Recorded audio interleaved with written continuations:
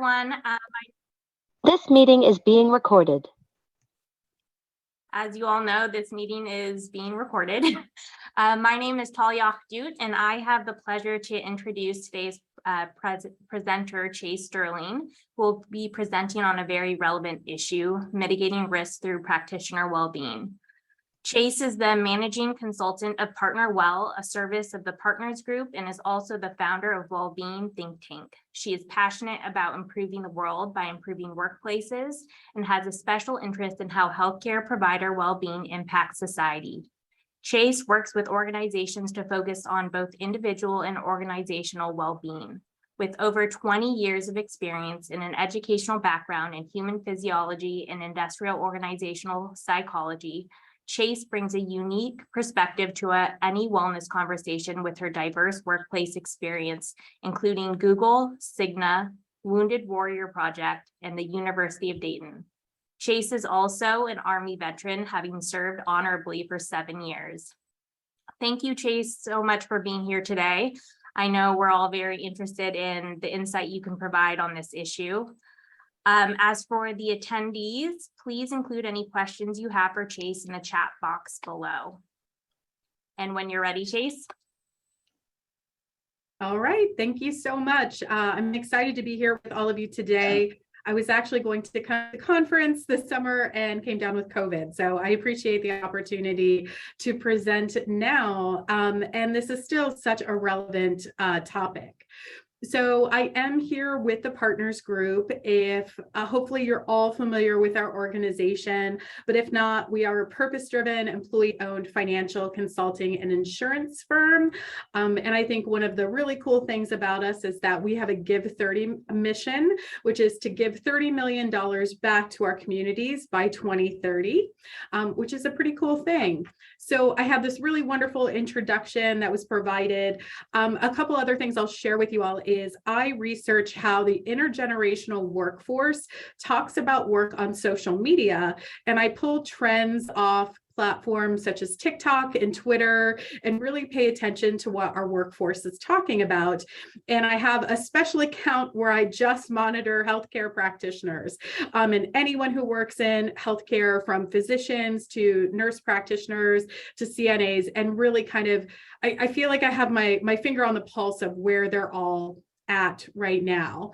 Our agenda for today is we're really going to be talking about this epidemic of provider burnout, discuss the link between practitioner burnout and medical errors and actions that can be taken now to mitigate risk. So I love these to be a little bit more interactive, so I'm just not talking at you. If there's anything you want to make sure we cover today, feel free to type it in the chat now. I always like to ask audiences, what are you hoping to get out of today? And that way I can kind of frame up our conversation, even though, of course, my slides are already prepared. It kind of gives me an idea of maybe where to take the conversation or where to spend more time on things. So feel free to drop things in there at any point. But I think it's important that we kind of level set on where we've been over the past several years. And this is really all of us, but especially healthcare. Of course, we've been dealing with the pandemic of COVID, which has now really become endemic. We also have other health, concerns that are coming on at the same time, such as monkeypox. Throughout the US, we're really having a lot of, disasters, whether it's wildfires here in the Pacific Northwest or things like hurricane, more on the East Coast and Atlantic. So, these things cause a lot of even more work for healthcare practitioners. Throughout all this time, the impact of our social justice movement has really kind of taken a forefront. So Black Lives Matter is not a new movement. The impacts of racism and, systemic violence has been going on for decades, but people are becoming much more aware of how it's impacting individuals. And then, of course, we're kind of in this financial crisis right now where people are really struggling. whether it's buying a home, we have a housing crisis in a lot of areas. And when I think of healthcare practitioners, one thing I always think of is just the amount of student loans that they likely have. So finances are a huge thing. And the reason why I think it's important to level set is that our practitioners are doing this deeply important, critical work for our society. And all of these things are impacting them at the same time. So just before I resubmitted my slides for this presentation, I pulled some headlines, and these are all very recent headlines, really just from the past month or two. And you can see this is just top of mind. So US doctor burnout to an all-time high of 63%. Physician burnout, staffing shortages, burnout, break the silence, physician suicide in the time of COVID-19. And of course, the Surgeon General's report just came out the other week. And yes, I hear from someone in our audience, I see practitioners burnout who are tired of issues that don't seem to get better. Oh, yes, this is something we're definitely going to attack later, Deborah. You listen well, but talking to you doesn't really bring change. I will tell you that there is absolutely no such thing as survey fatigue, but there is absolutely a such thing as inaction fatigue. People don't get tired of you asking them questions and finding out what they want and need. They get extremely tired of nothing ever changing. So that's something we're definitely going to talk about and talk about best practices. What's really, I think, tragic in all of this is that physician well-being is not a new issue.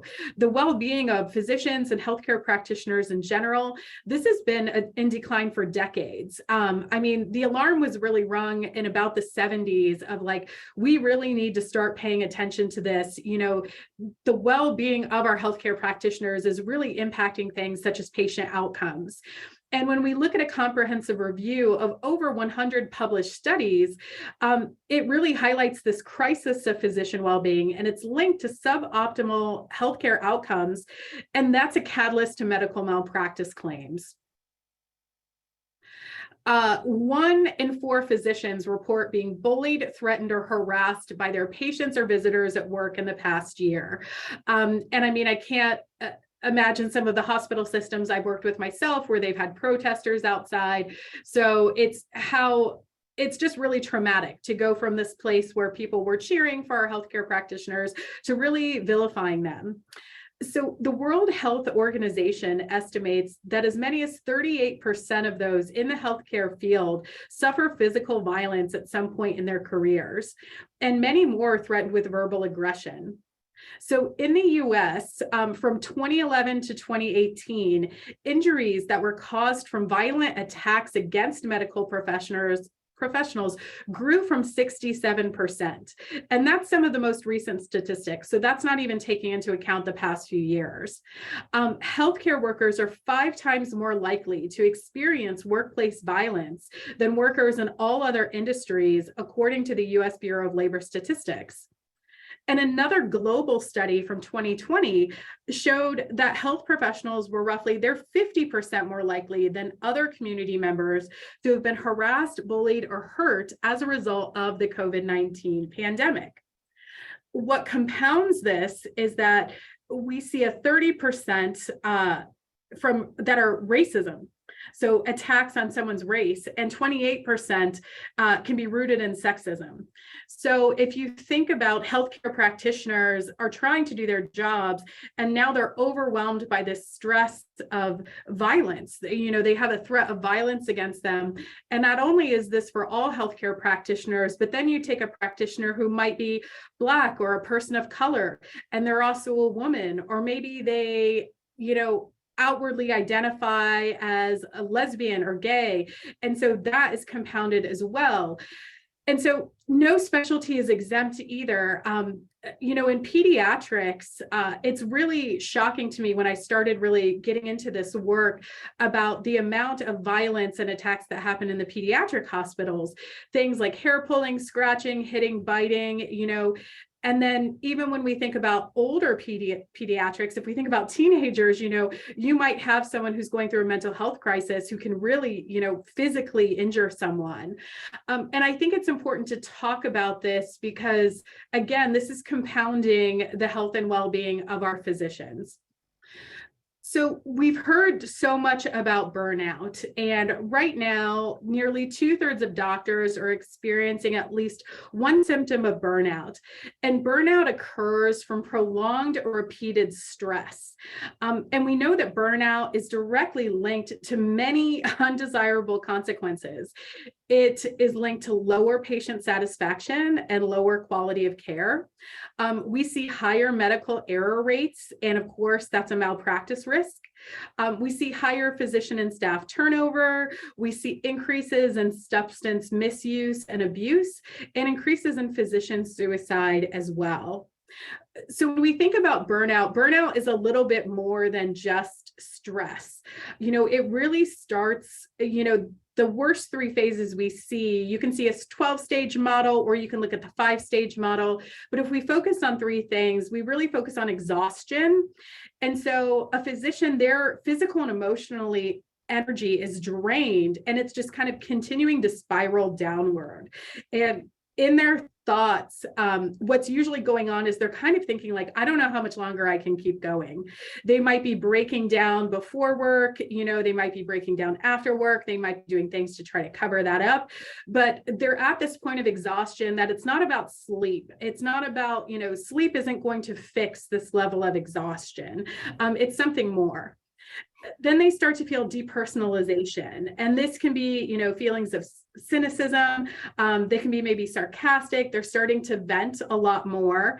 And it's one thing where if you're a verbal processor and you kind of vent and step forward, like you just kind of need to release that, but then you're kind of living in that. And we see this really envelop into compassion fatigue. And compassion fatigue is extremely high amongst healthcare professionals. And the difference is compassion fatigue kind of tends to come on quicker, and then it rapidly resolves faster, but it can be a stage leading into full-blown burnout. And really, you're not emotionally available for your patients or anyone else, and you're really not taking care of yourself either. You're just spent. You have no emotional energy left. And then you get into lack of efficacy, and we see physicians really start to doubt the mission and purpose of their work. And I'll say over the past few years in the medical groups I'm working with, if we're doing some of the physician index scales, we continue to see, we look at worth and belonging and how they feel, and I'm seeing that stay high, but compassion fatigue, burnout still going down. But when we start to see that they're doubting the meaning of and the quality of their work, they're kind of thinking like, my work doesn't mean anything anymore. What's the point of me trying to do this? And I'll say when I do my research on social media, you just see that complete exhaustion amongst healthcare professionals. They're just throwing their hands up like, we're doing all these things, we're teaching, we're trying to educate people all these things, but no one's listening. And so they're getting to this point where they're like, what's the point of me doing this anymore? And we're going to see more physicians exit the industry. So drivers of burnout are really important to acknowledge, and these aren't new. This is all from Maslach. Work overload, of course, and we're seeing extreme work overload amongst healthcare workers. A lack of control. We definitely had this lack of control early on in the pandemic, but I think because of staffing issues, we're continuing to see a significant lack of control from healthcare practitioners. Insufficient rewards, and rewards doesn't have to only mean money. I want you to think of rewards also as like recognition, feelings of belonging, purpose, inclusion. So those are really critical as well. This breakdown of community where people are becoming even more siloed. So we've been in a loneliness epidemic. We really started to see more research come out about loneliness in 2017. And it's just continued to get worse, especially because of the impact of COVID. So now instead of physicians feeling like I'm a part of a team, they're feeling like I'm all alone in this. And that makes it even worse. A sense of unfairness. This has definitely been impacted by the pandemic. Think about our travel healthcare workers and, people who have stayed in their roles and are like, well, why can't I get this? But these travel employees are getting this. this leads us up to conflicting values. So you can see there's a lot of drivers of burnout. And if you take a moment here and just think, what are things that healthcare organizations can control? And it's a lot of these things. You notice that there's nothing in here about the individual responsibility. So one of my chaseisms, I always say, I have a lot of phrases I feel like I say all the time, and it's as individuals, we do have a personal responsibility to look after our own health and well-being, but the role of a workplace or an organization in this equation is to provide a support system. At the very least, work doesn't impact our health and well-being in a negative way. It doesn't bring us down. In an ideal world, it uplifts us, but at a bare minimum, it should be neutral, kind of net zero. But what we're seeing work do is really pull us down and drastically impact health and well-being. Now, this next diagram is very busy. Don't feel like you need to read this or anything. And of course, you're all going to get a copy of these slides. But we can look at all of these different things. There is physician characteristics. So there is, okay, we do have to help people make sure that they self-care. But are we looking really at these workplace stressors and contextual factors as well? So this is, I feel like everyone continues to go to physician self-care and prevention, and they're putting the onus on the individual. Well, really, this is a systems issue. So we really need to look outside of self-care and feel like, what are these other things we can work on? So I just really like that chart. So with the past few years, even though, again, physician well-being is not a new issue, how is this impacting things? So medical errors result in 250,000 deaths per year. And this is a report from 2016. But again, this is one of the more recent ones. The third highest cause of death in the US is medical error. And 10% of all US deaths are now due to medical error.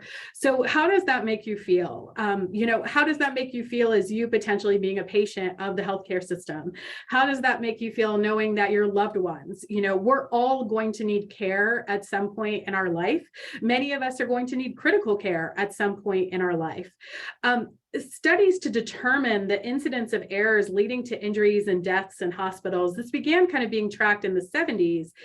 But incident rates that are directly attributed to medical care, there really isn't a standardized method for collecting national statistics, because we have the medical coding system, which is really for billing. It's not to collect health statistics, we are using it for that, but it is primarily for billing. So that's just something to keep in mind, is these are the statistics we're able to capture. So what are we not capturing? And then, of course, we have 50% of physicians report lowering standards of care due to fatigue. High sleep impairment was associated with 96% greater odds of clinically significant medical errors. And depression is a leading indicator of medical errors in practitioners with poor physical and mental health. They self-report more accidents and increased medical errors. So again, fatigue, exhaustion, if we're thinking about burnout, and we are in this burnout crisis of healthcare workers, it's not just about sleep, because it's not just normal fatigue, they're into exhaustion.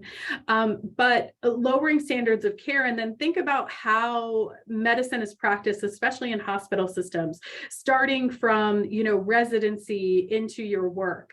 I don't know about you, but I want a surgeon who's had a really good night's sleep and hasn't been up for 36 hours or over 24 hours or even 20 hours, and they have to go into another surgery. But we're seeing this happen. So when we look at sleep-related impairment, this study was really fascinating to me from Trockle, which was high and very high sleep-related impairment. They were associated with 53% kind of at the moderate sleep impairment, but 96 and 97% greater odds of self-reported clinically significant medical errors. So this study was about physicians self-reporting their medical errors and due to sleep-related impairment. And there's this significant correlation with the sleep-related impairment with burnout and professional fulfillment as well. So 34% of physicians will have a claim filed against them while in practice, and 50% of physicians over the age of 55 have been sued. In Washington state, from 2016 to 2020, insurers paid $246 million to defend claims, with an average defense cost of $97,000 in 2020, and 45% of claims closed with an indemnity payment to a claimant. So I just thought this was some interesting statistics from the Washington Medical Malpractice Annual Report. So malpractice liability and medical discipline, both formal and informal, it really focuses on the provider. So when we're thinking about medical malpractice, we're really looking at individuals, and again, not the organization and leaders of organizations, which are causing these circumstances for individuals to be in stress, in burnout, in depression, and it's contributing to medical malpractice. Medical professional liability insurance premiums have also increased significantly over the past few years, with a 2020 increase of 31.1%, and that just is not sustainable. So Americans are really feeling the impact of staffing shortages across the health system in hospitals and primary care clinics. Healthcare worker burnout, it really impacts the public's ability to get things like routine care, just our preventive care, our cancer screenings, but also emergency care. And it really impacts our country's ability to respond to things like public health emergencies. So there's a projected shortage of nearly 140,000 physicians by 2033. So this kind of feels depressing, right? Are there any kind of feedback or comments that I'm assuming none of this is new to anyone in our audience today, but maybe there's some statistics in there you just weren't aware of what kind of crisis we're really in right now. And I think a lot of us have personal stories over the past few years of maybe trying to seek care, or even in this past year where now we're moving into this kind of COVID is endemic range where how long does it take to get in to get your preventive care? How long are you waiting to be seen? Even if you think you need to be seen, it's not an emergency, but you're like, something's going on. So it's really critical. So let's shift now to what can be done. And to lighten the mood a little bit, we're going to listen to one of our favorite physicians from social media and on burnout. Sir, you wanted to see me? Yes, Bill, please, come in. Okay. Bill, it's been brought to my attention that you haven't done any of your resiliency modules. Oh, yeah. You do know that physician burnout is a huge problem right now. Yeah, I know. So what do you think we should do about physician burnout? More days off? No! A mandatory 8-part online curriculum designed by people who have never taken care of patients.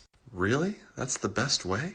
Of course it is, but how can we measure your gains in resiliency and ultimately publish it in the New England Journal if you don't finish the modules? I mean, I could just tell you right now it's not going to make me feel better. Whoa, we'll let the 4-page self-assessment questionnaire answer that. Oh God, what if I don't do it? Well, then you'll have to complete a 3-hour course on the importance of professionalism. Fine, but can I at least have the afternoon off to finish the modules? No, you can become resilient on your own time. And I wanted to play that. Hopefully it makes you giggle a little, but you also might notice like, oh, our organization did this. And I'm certainly not saying it's a bad thing to do. But I really want to kind of break down a lot of things that were in that video and really talk about what we can do. The great news is that organizations have tremendous power to change things. We don't need to live in this continuous kind of downward spiral of healthcare practitioner well-being. When it comes to resiliency, I do think this is really fascinating. I love resiliency. It's one of my favorite things to talk about and to kind of dig into, but physicians are actually not very resilient deficient. Think about what physicians and healthcare practitioners go through day in, day out. They're not struggling with resiliency. They kind of get themselves together and attack things head on. Many of them have families as well. But they're not deficient in resiliency, and the burnout rates are still, there's a strong correlation with burnout, even if they're highly resilient. So physicians are a very special group that we need to look at a little bit differently. Physicians do have significantly higher resilience scores than the general US population when we look at the workforce. So even the most resilient physicians have substantial rates of burnout. And the findings from this study show that even though maintaining and strengthening resilience is important, physicians don't have this deficit. So we need to really look at additional solutions, including efforts to address system issues in the clinical care environment, because this is what's truly needed to reduce burnout and promote physician well-being. So again, burnout, it's a systems issue. This is how we need to approach this issue. And one thing I'll say it later is everyone always wants to go to programs because programs are going to have an impact. We need an intervention, except that interventions can happen way before programming. Everyone wants to go to programming because I can just implement something. It's the easy button. Programs sound good, but we need to start with leadership, policies, and the environment. Until we really work on those three areas and perfect them, we can't get into programs. I always say we can implement the best in class, most evidence-based intervention or program that exists, and it's not going to be effective or have any impact unless we have leadership, policies, and environment to support it. So we really need to live in that first area and work on things. And I think about a lot how this ties into our quadruple aim. So of course, I'm assuming that everyone on this call is familiar with the triple aim centered around the three overarching goals of improving individual experience of care, the health of populations, and reducing the per capita cost. But now we're really looking at improving provider satisfaction, which is critically important to provide access to tools and resources, except I think people are taking this the wrong way. They're looking at this and like, oh, great, all I have to do is provide access to tools and resources. It's an individual issue. Physicians just need to fix themselves, and it's not. Physicians need to do some things for their own. They need to practice self-care, of course, but if they're in an environment that is drastically impacting their health and well-being, it doesn't matter how resilient they are. It doesn't matter how many things they do on their own. It's everything around them, and that is in control of the organizations. So one of the biggest things we need to do to drive change is break down silos. And I see a lot of silos when it comes to the health and well-being of the population. And I feel like in the new Surgeon General's report, a lot of this was spoken about. And me, with my background, I've been doing work with organizations on the health and well-being of their people for over 20 years. My background, again, is in industrial organizational psychology. So it's like there's so many different groups that are involved in this. Human resources is definitely a piece of the puzzle. And oftentimes everything gets thrown to human resources. So human resources, they are miracle workers, they are heroes, but they are humans as well, and they cannot do everything. And so they definitely need a lot of partners to help them with these initiatives.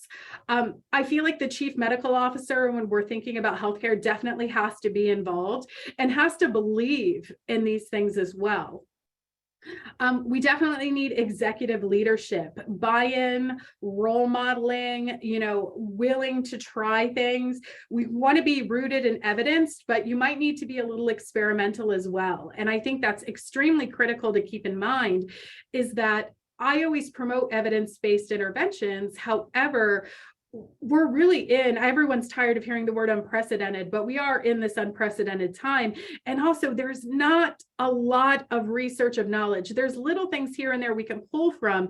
So we need to approach things that are rooted in theory and rooted in evidence, but everything's almost like an experiment right now, and tracking how are these interventions working? How are these little micro changes, making an impact?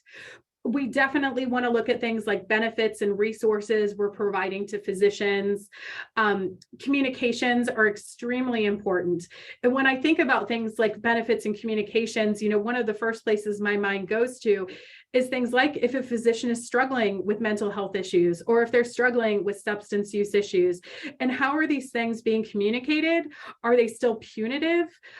Or is this truly a place of care, where they can go and be vulnerable and get the help that they need to be, the best practitioner they can?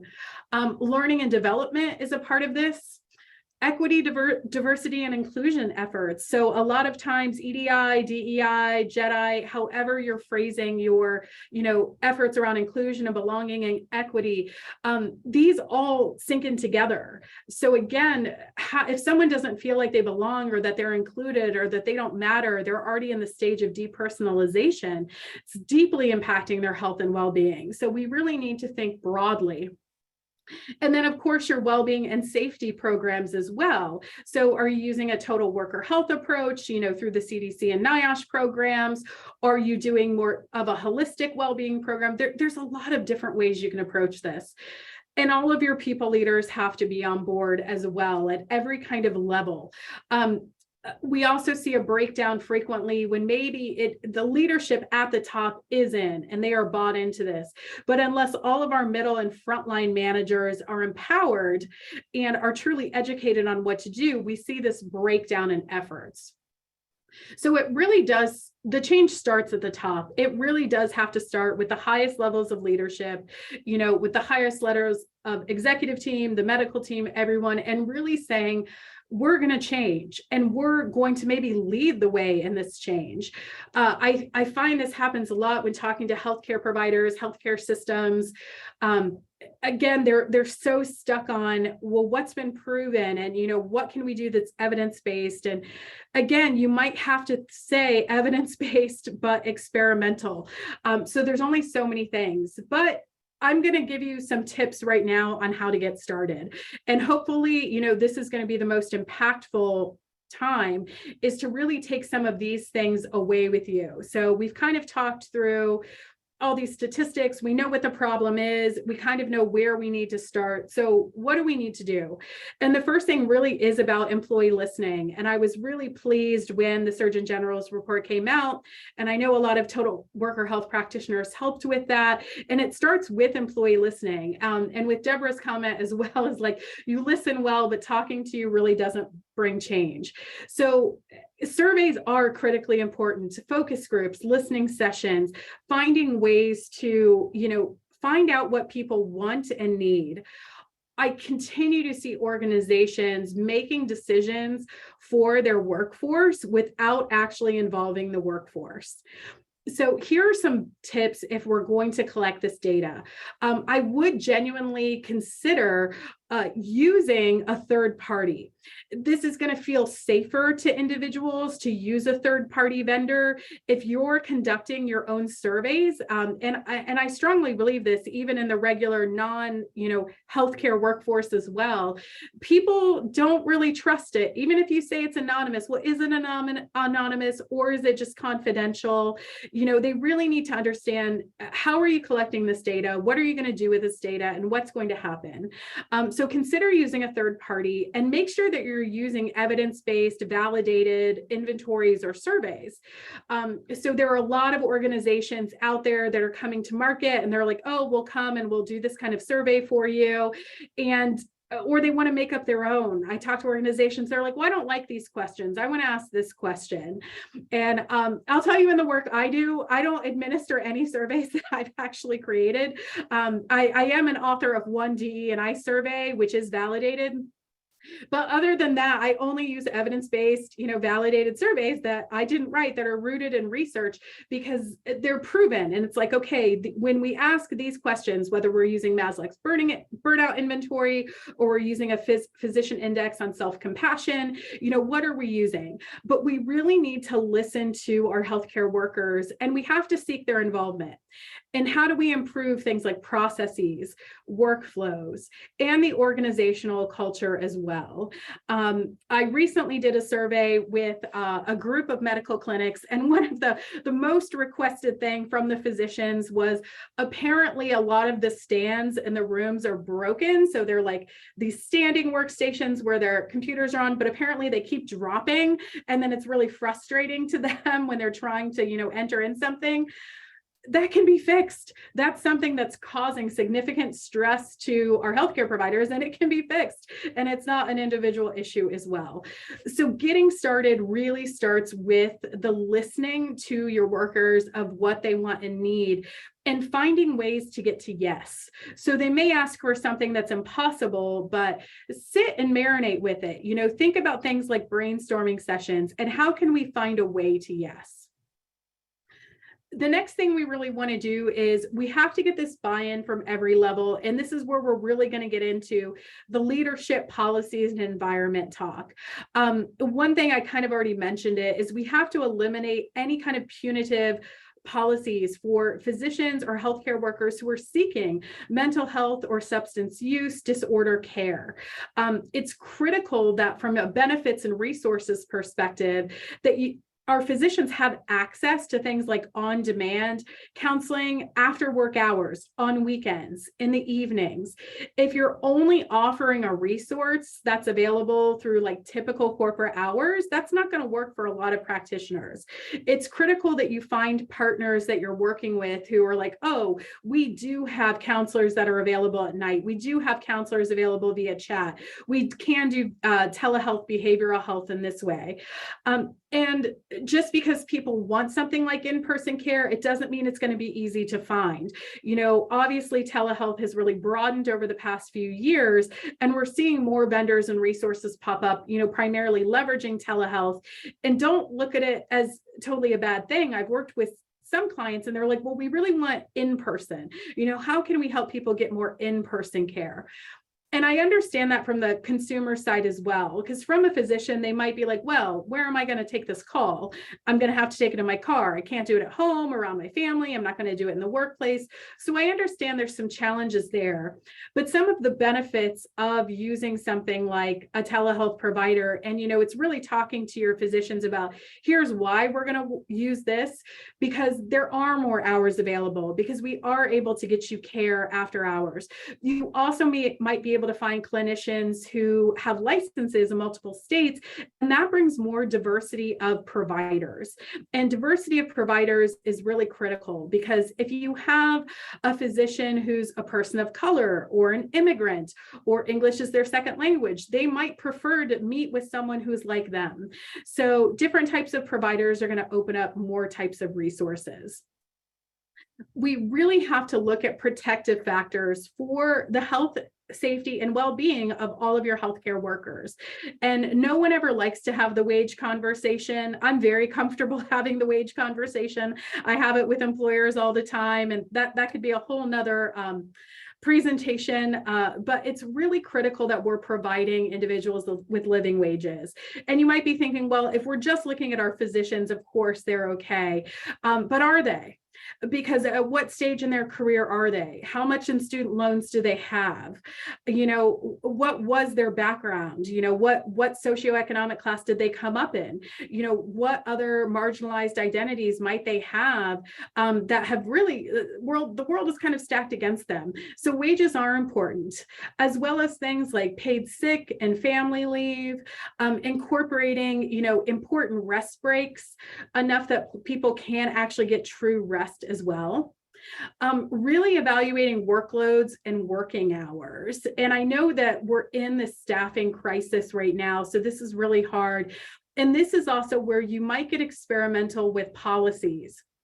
And again, I'll refer to a series of clinics I've been working with over the past year and a half. Is one thing we did with time off is the policies around time off went out the window. I was like, look, we have to make sure that we're legally compliant, that we're not setting ourselves up for risk. But however, we can't say you need to turn in your time off request by this time, or you can only take time off in 4-hour blocks. You know what? If we can give someone an hour, give them an hour. We need to be really creative, empower, our clinics, or empower departments, empower teams, empower people at the lowest level so they can control that environment. Maybe it's just the med surg floor, maybe it's something. So people are really, they need breaks. So we need to figure out ways to, support time off. Thinking about benefits, supporting things like educational debt support, and really family-friendly policies. And I think in healthcare, this is really critically important as well. How can we support our employees with children that have childcare issues? And of course, care for older adults. So we see more of our population moving into caregiver roles. And we have a segment of the population that's moving into both. They might have children at home and they're caring for aging parents. And so when we have healthcare workers, these are highly specialized, highly educated individuals who have committed years of their life and extreme amounts of financial investment as well to be able to do this work. And we need to do everything possible to support them because they're so critical to society. Looking at things like adequate staffing is important. And I've gotten really creative with organizations as well the past few years that we're not going to do things like these immediate recruiting bonuses that then emotionally impact your workers who've been working. But instead, we're looking at things like 5-year plans. Like if you stay for 5 years, here's how we're going to do increases over the next 5 years for things like pay, things like time off, things like learning and development. So you get greater buy-in. And so people are really coming on, not for 6 months, not for 12 months, but they're committing okay, this is a place I'm going to stay because this organization is going to invest in me. But organizations, communities, and policies, they really have to also protect workers from things like workplace violence. So that's why I had the slide on there, is that it's really shocking just what our healthcare workers are privy to in every specialty. And even looking at things like pediatrics, that was really eye-opening to me when I first learned that information. And of course, ensuring that they have sufficient PPE, which is something, we dealt with at the beginning of the pandemic.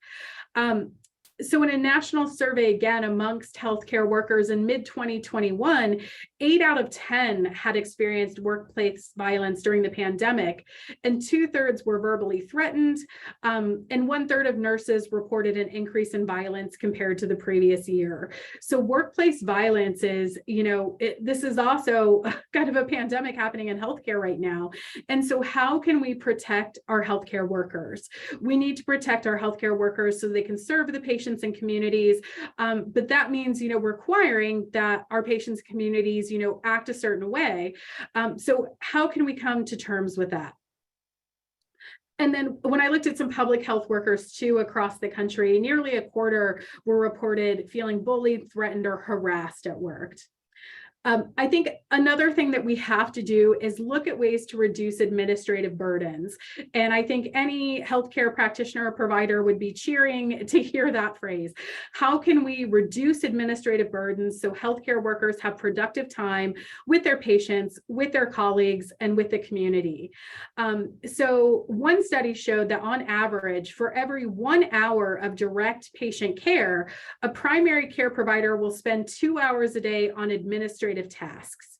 And this is time that could be better spent, arguably, with patients in the community, building relationships. And this is essential to strengthening the health and well-being of health workers and patients. Again, I'm going to kind of reference back to this loneliness epidemic we've been in for several years now. That's one thing I've seen in surveys across the book of business that I work with the past few years is people are starved for connection because being around people doesn't mean you feel connected to them.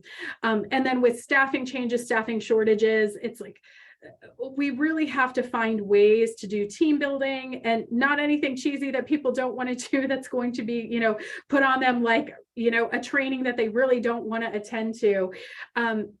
These are things that are important, but you can do these in micro ways of just building ways when you're doing, your shift reports. There's just a little question you can ask. It could be a parting question of what's something you're going to do today to take care of your well-being, or building in little well-being breaks, like 5-minute breaks. There's lots of little things we can do. But again, leadership, policies, and environment. This is the area we have to live in to really impact physician burnout, which we know is correlated to medical errors, which of course is correlated to medical malpractice claims. So that was kind of our overarching theme of the slide is, how do we mitigate this risk? It really is, we mitigate risk by focusing on the health and well-being of our providers. And we focus on the health and well-being of our providers by looking at things like the policies and environment, like the organizational support system. So communications are also really important. And then we go into things like programs, partners, and of course, evaluation. We always want to be evaluating what's working well, what's not working. It's okay. This is a time where we have to be in experimentation.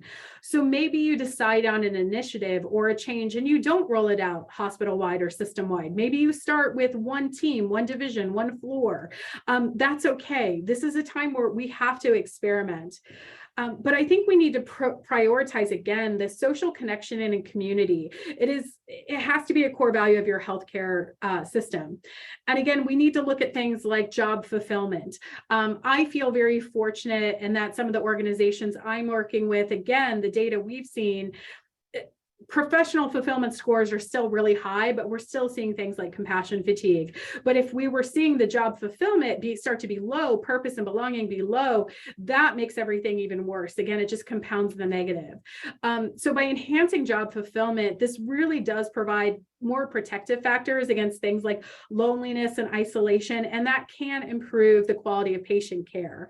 And this can include peer and team-based models of care that strengthens collaboration, and it creates more opportunities for social support and community.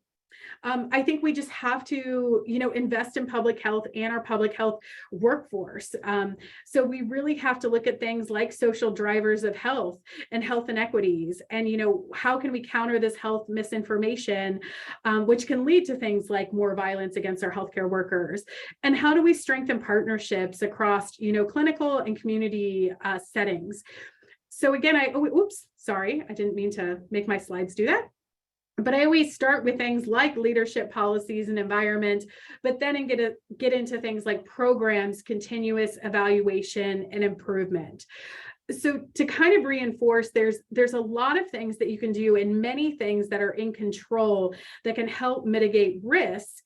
But the way we've been going about it the past few years, I don't want to say it's wrong, and I don't want to say it's not the correct way, but we can do a better job. I continually see things focusing on personal protective factors. So again, trying to build things like resiliency, self-care, mindfulness, and those are wonderful. I think I've done more talks on how to mitigate and recover from the effects of burnout the past 2 years than I have in my whole career. And it's wonderful that people learn these skills. But again, personal skills is not going to beat what the environment is doing, what the policies are doing, how leadership is acting. Again, this is a systems issue. And the great thing about systems issues is it's within our control. We have the least control over the individual, yet we continue to try to focus all of our work on the individual, when what's most in our control is the organization. Yet that's the hardest work to do. So we kind of put that off and, hey, let's just focus on the individual. But we can get there. I think it's critically important, and we can get there. So I went through that a little bit faster than I thought I would, but I'd be happy to have conversations, take questions. I'm actually going to stop sharing. If you want to turn your cameras on and just talk, if you feel fit to do that, or you can always type things into chat. You can always make a chat just to me if you want it to be anonymous.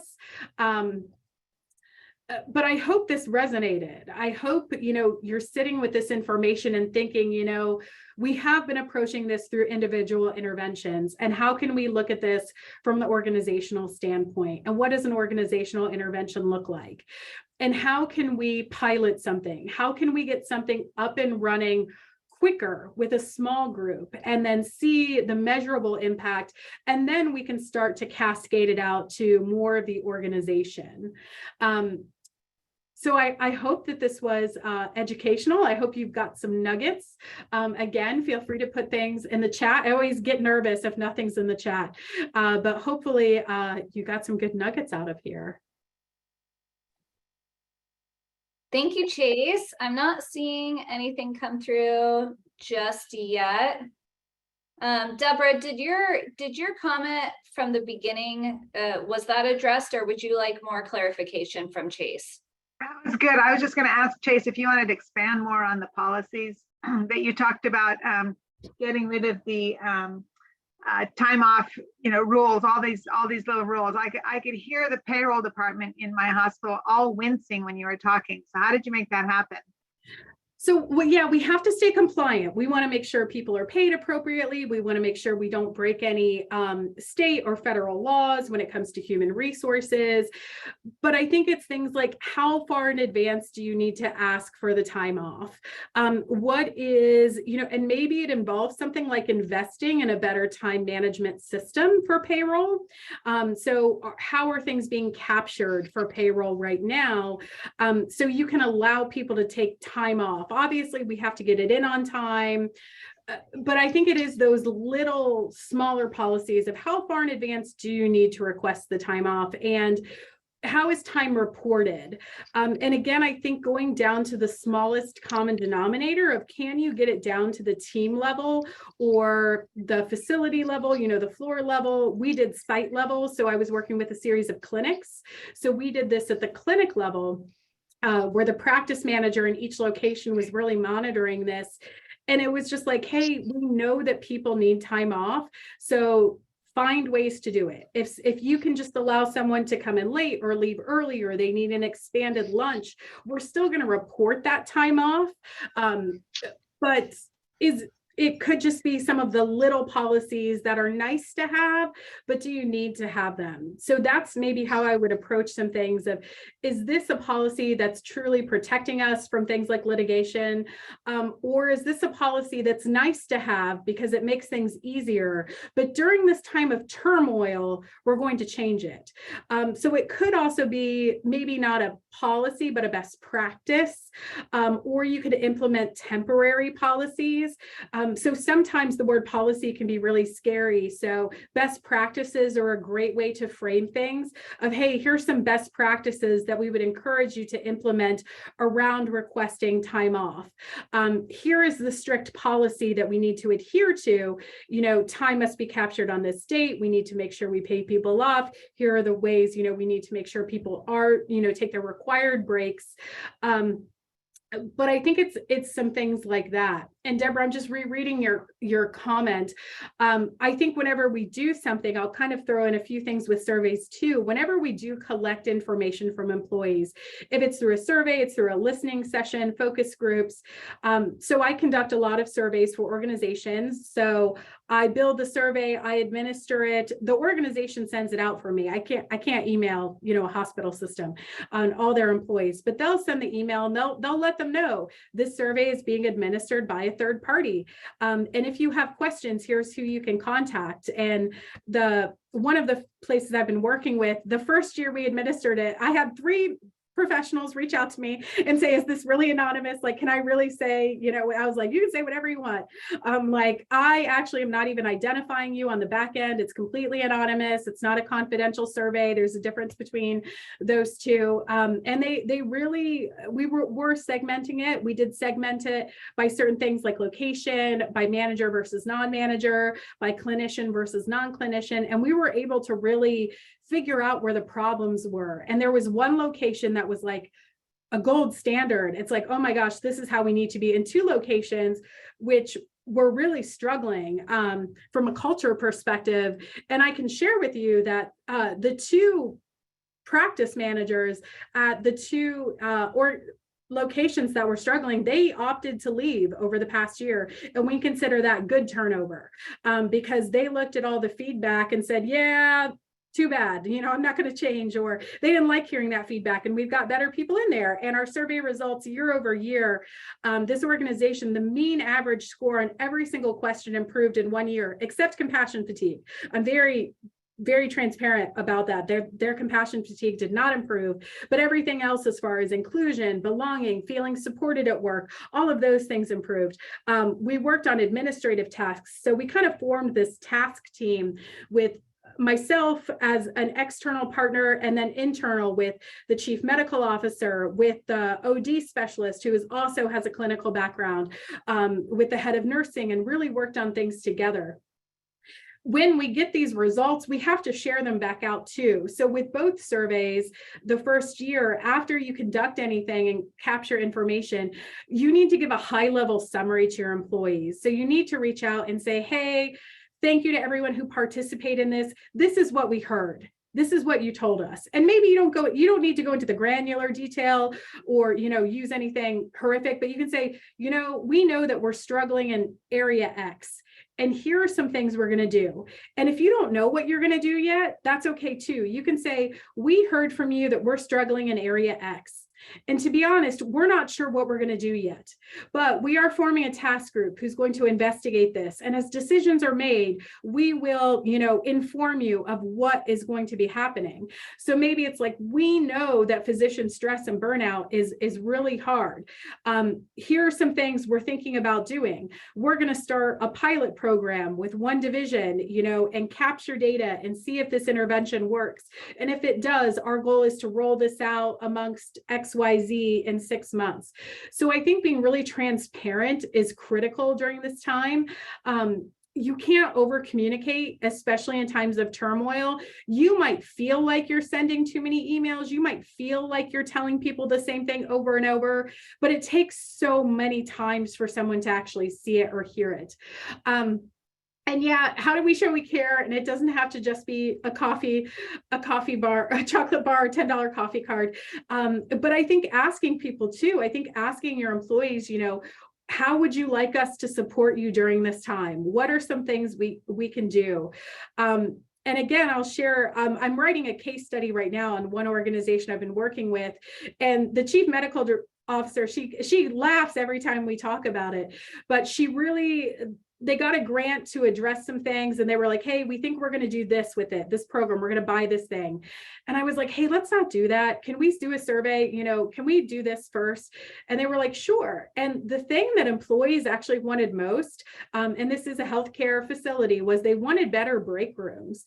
And then we divided the funds. We met with all the practice managers. We let each individual location determine what they were going to get for their break room. We got some common things. Everyone got an Amazon Echo. People wanted to listen to music during their breaks. But then some people got furniture. We got puzzles and things like fidget things for people to play with. Then we started doing food. Some locations got coffee makers. Some got Nespressos. One got a real espresso machine and had a barista come in and teach them how to make things. And a few months later, we had a report back with all the practice managers, and employees felt so seen and heard and validated. And the chief medical director was like, I cannot believe I would have never spent money on this. I would have never allocated a budget towards this. And it was the shift. I really, truly feel like that was one of the first things we asked people. We did it before the survey, actually. We said, hey, we have this much money. How do you think we should spend it to support you? And we ended up spending it to support them in that way. And it created such a huge bond of trust. Also things like town hall meetings. And yeah, I know we're at time. I could probably continue to tell stories, but feel free to email me. You can connect with me on LinkedIn. I'm very easy to find. Chase Sterling is a unique name. And these slides will come to you as well. My email's on there.